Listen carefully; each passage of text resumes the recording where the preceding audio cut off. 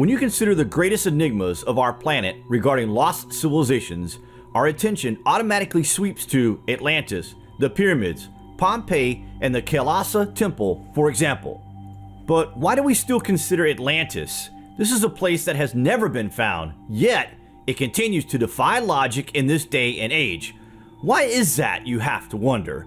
Is there something deep within our consciousness that is screaming at us that is in fact ready to be found? Where is Atlantis exactly? No one knows, of course, but one place stands out as a clue as to what may have been of this lost continent, and more importantly, a telling sign that we are still missing the bigger picture. West of Ireland, a fabled island is said to exist.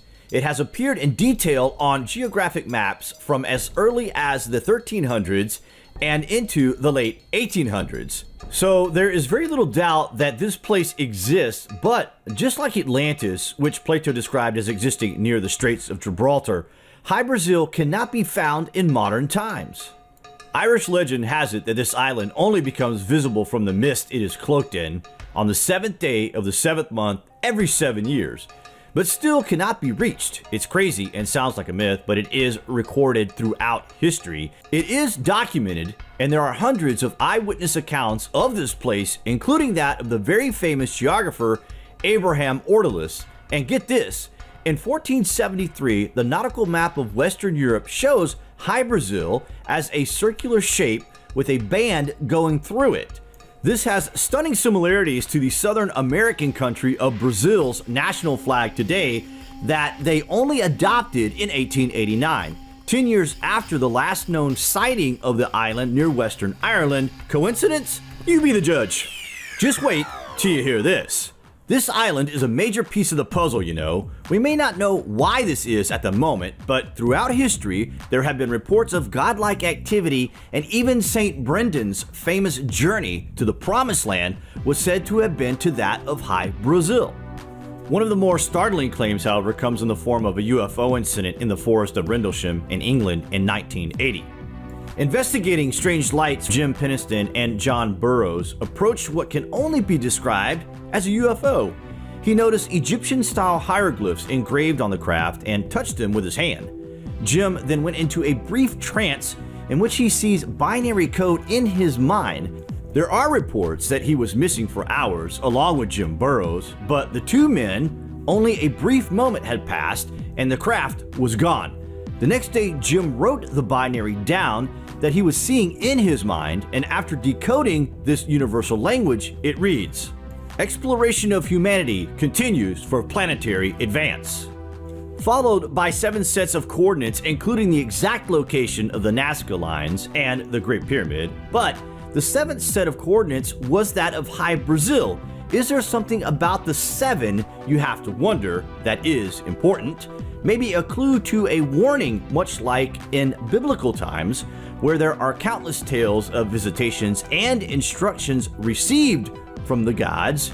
If Jim Penniston had encountered such an occurrence 1,000 years ago, for example, how would he perceive it then? Just a thought. In Celtic folklore, it is said that this place is the courtroom of the High King of the world, where he would judge every civilization.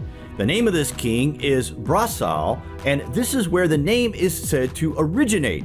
Regardless of the name or location of the island, its history is consistent throughout the ages. It is the home of a wealthy and highly advanced civilization. Those who visited the island returned with tales of gold roof towers and domes, healthy cattle, and wealthy citizens, as well as strange activity and secrecy, but always treated graciously. One of the most famous visits to High Brazil came in 1674 by Captain John Nesbitt of County Donegal, and he and his crew were in familiar waters west of Ireland when a fog came up. As the fog lifted, the ship was dangerously close to rocks. While getting their bearings, the ship anchored in 3 fathoms of water, and 4 crew members rowed ashore to visit Brazil Island. Captain Nesbitt and his crew spent the day on the island and returned with silver and gold given to them by an old man who lived there. Supposedly, the captain told of large black rabbits and a magician who lived in a castle by himself on the island, as well as a constant sound of harmonious music. Upon the return of the crew to Ireland, a second ship set out under the command of Alexander Johnson. They too found the hospitable Irish island and returned to confirm the tales of Captain Nesbitt and crew. However, further efforts to reach this place would prove hopeless as the island became harder to trace as history unfolded. The last documented sighting of High Brazil was in 1872 when author T.J. Westrup and several companions saw the island appear and then vanish. This was Mr. Westrup's third view of the Irish island, and he had brought his mother and some friends to verify its existence. The famous Peri Reis included a round island off the west coast of Ireland in his map of Europe and the Mediterranean in 1513. In addition, two maps from 1595, the Ortolus map of Europe and the Europa Mercator map, both continue to situate a round island named Brasil to the west of Ireland. On July 7, 1878, the inhabitants of the Irish seaside town of Ballycotton in County Cork were both surprised and astounded by the sudden appearance of an island that had not been seen in the ocean before. Sightseers gathering were able to see the island quite plainly and were able to make out its coastline, woodlands, fields, and deep valleys. A number of County Cork fishermen set out in boats to investigate, but as they approached, the entire island disappeared out of existence, leaving them amazed and wondering. And this was seen by hundreds of people, by the way. It was an eyewitness account. Is this place where a higher civilization exists?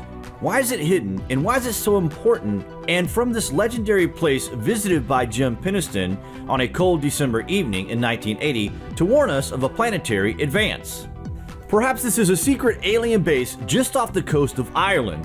One thing is for sure, and that is that High Brazil will continue to fascinate the imagination for years to come. How easy or hard is it in this day and age to even hide an island, you have to wonder. What do you guys think of Ireland's Atlantis? Comments below, and thank you for watching.